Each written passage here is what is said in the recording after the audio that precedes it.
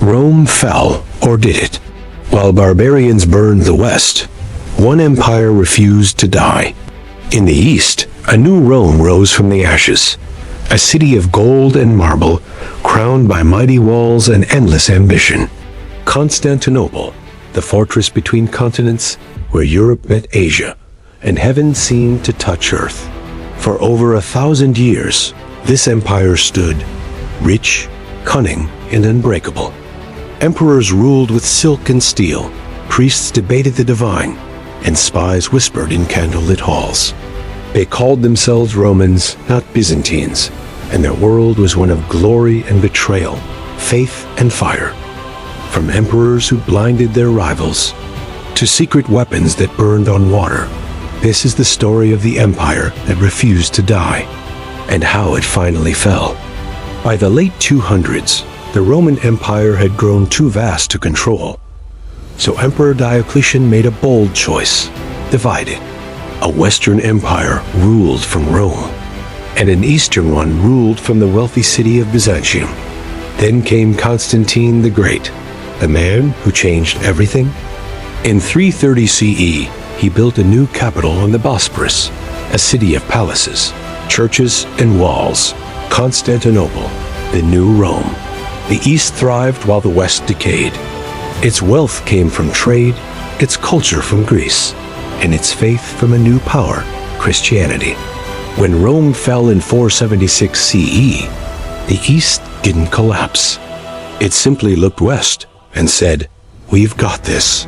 For the next 1,000 years, they called themselves not Byzantines, but Romans, guardians of a civilization that refused to die. By the 6th century, one emperor dared to dream of restoring Rome's lost greatness. Justinian the Great. Brilliant, ambitious, and unrelenting, he sought to rebuild the old empire. One God, one empire, one law. Under his command, and his legendary general Belisarius, Byzantine armies reconquered North Africa, Italy, and parts of Spain. But victory came at a terrible cost. War drained the treasury. A plague swept through the empire, killing millions. Even Justinian himself barely survived. Yet his greatest legacy wasn't on the battlefield. It was in stone. The Hagia Sophia, a church so magnificent, its dome seemed to float on light itself. And through his Justinian code, he reshaped Roman law, influencing justice for centuries to come. Justinian reached for Rome's glory and touched it, but the empire would soon pay the price. After Justinian's death, the empire faced a century of crisis.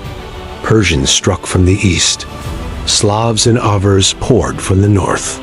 And then, a new force rose from the deserts, the armies of Islam.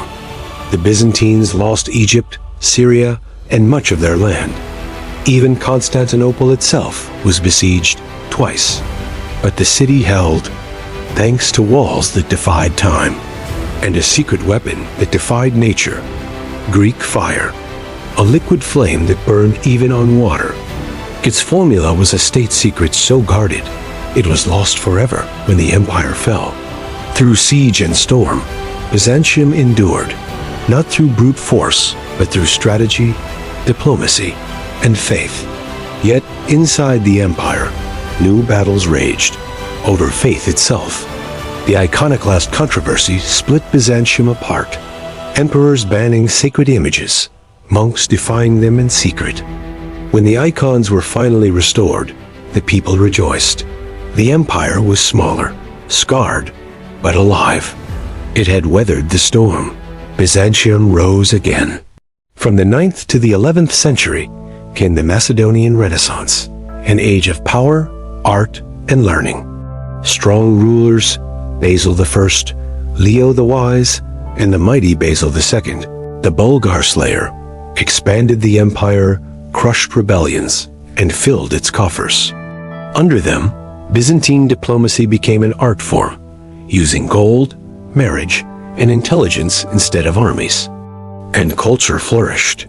Artists covered churches in glittering mosaics, scholars preserved ancient Greek texts, and Orthodox Christianity spread north, converting the Slavs and the Russians. For a moment, the empire seemed untouchable, a beacon of light in a darkening world. But every golden age casts a long shadow. By the late 11th century, that shadow fell. In 1071, at the Battle of Manzikert, the empire was crushed by the Seljuk Turks. Anatolia, its heartland, was lost. Desperate, the emperor called for help from the west, and the crusades began. At first, they fought as allies, but east and west never truly trusted each other. Then came 1204, the year everything broke. The Fourth Crusade, meant to reclaim the Holy Land, turned on Constantinople instead. The city was sacked by its supposed friends. Churches looted, relics stolen, centuries of art destroyed. The jewel of the world was left in ashes. Byzantium shattered into pieces, a ghost of its former self. But somehow, even then, it survived. In 1261, the Byzantines reclaimed their beloved city. The empire was reborn, smaller, poorer, but still proud. Yet time had run out. The Ottoman Turks were rising, powerful, united, and determined. By the mid-1400s, Constantinople stood alone, a relic surrounded by enemies. In 1453, the final siege began. For 7 weeks, cannon fire shook the city's walls, the first true gunpowder assault in history. The last emperor, Constantine the 11th, refused to flee. He fought on the walls until the end and died with his people. As the sun rose on May 29, 1453, the 1,000-year empire was gone. The city of Constantine had fallen, but its legend had just begun. The Byzantine Empire may be gone, but its spirit endures. It preserved the wisdom of Greece and Rome, philosophy, science, and law that would one day spark the Renaissance.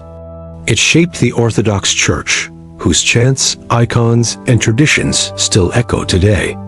And it built monuments that still stand, none greater than the Hagia Sophia, the timeless bridge between East and West, faith and empire. Empires rise and fall. Walls crumble. Names fade, but ideas endure. And as long as domes gleam above the Bosporus, the spirit of Byzantium, the empire that refused to die, still whispers through history. The Byzantine Empire stood for over 1,000 years, but its ideas still shape our world today. If you want more stories like this, hit subscribe and turn on the bell. We've got plenty more hidden chapters of history waiting to be told.